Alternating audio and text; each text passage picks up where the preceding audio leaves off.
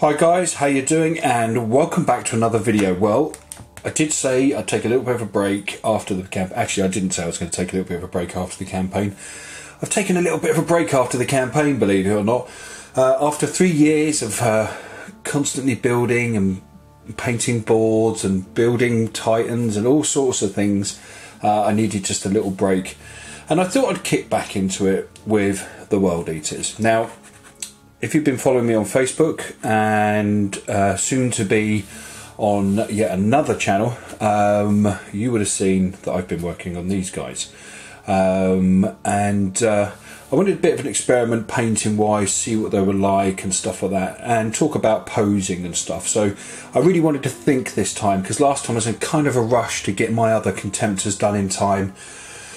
And there was things on them that I'd rather have done differently, and for this it's a completely different painting paint scheme I should say, and also it's sort of trying to decide whether I want to go full chaos or whether I want to go World Eaters pre-heresy or World Eaters after the heresy when they're on the run back to the Eye of Terror.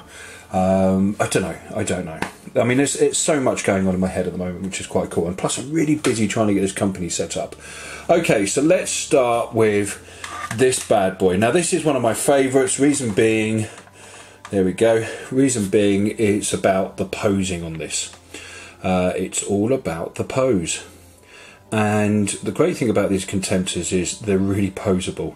And it gives you a chance to do something quite mystical, magical with them, in the sense that you can get a realistic, fluid movement out of them just by playing around, looking at images online of people running and how their hips, how their body moves, where the arms are positioned, where the legs, and how the feet move as well.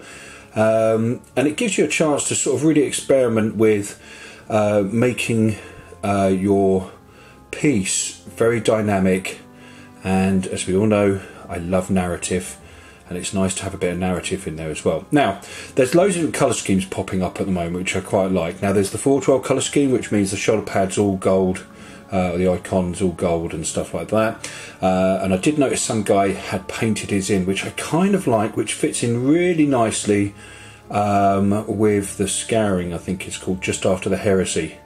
Where you've got that lovely red shoulder pad or red icon with the earth or planet in the centre being eaten by the jaws of the World Eaters. Absolutely beautiful. So it gave me a chance to play around and have a look at different colour schemes, try different paints out. Now, I've gone for a darker blue. That's because when I was looking at the pictures in the Betrayal book, they're quite dark shoulder pads. So I was sort of just playing around with that really. And if I can get a better view there, I've still got some bits and pieces to do to this. I've started adding in oil effects onto it as well, and I've used AK Interactive's engine oil, which as you know, I love. I've used Minotaur paints for this, and I've used Royal Blood by Minotaur, and I used, believe it or not, GW's Skull White spray paint for the base coat, which was pretty cool, and it's come out just brilliantly. Now, I've got transfers on there. You can get those from Forge World, and they come out really nicely. So this was this one. He's got graviton guns inside his claws, because it comes with that old plasma, and I thought, well, I'll go for plasma with this guy, and he's come out nicely as well. Again, you know, you've got a nice natural walking pose there. Whenever that leg's back, that arm always moves forward, the other arm comes backwards as well, and it sort of just keeps you steady. So that leg forward, that arm back, that leg back.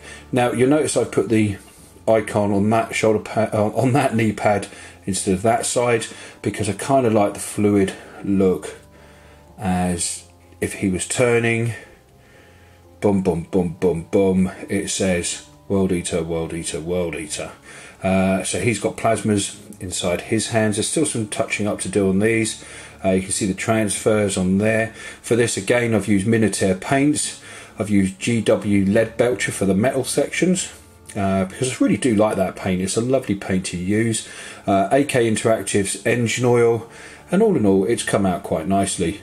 Like I said, I've still got some 1 or 2 bits and pieces just to do on these, just to finish them off, and then they'll be put aside to work on some other things. Right, so next we'll be working on some other big mech style designs. Now I'm also going to be starting off this new campaign this year, which is a Chaos campaign, which is all you need is a Chaos Lord and 500 points as a warband. You can play this anywhere, and this is all about modelling, this is all about painting, and developing some beautiful techniques and skills along the way. So we're going to be doing that from part 1 all the way up to my finished Chaos Warband, and there'll be a lot of converting as well like that, and I hope you join me on those ones.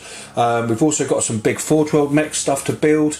We've got some fantastic destroyer marines to build as well for my World Eaters, and there'll be loads of other bits as we go along. We've got some boxes to open up, we've got some new stuff to try out from different companies. So I will see you guys very, very soon. Be safe, be good, and see you soon. Bye bye.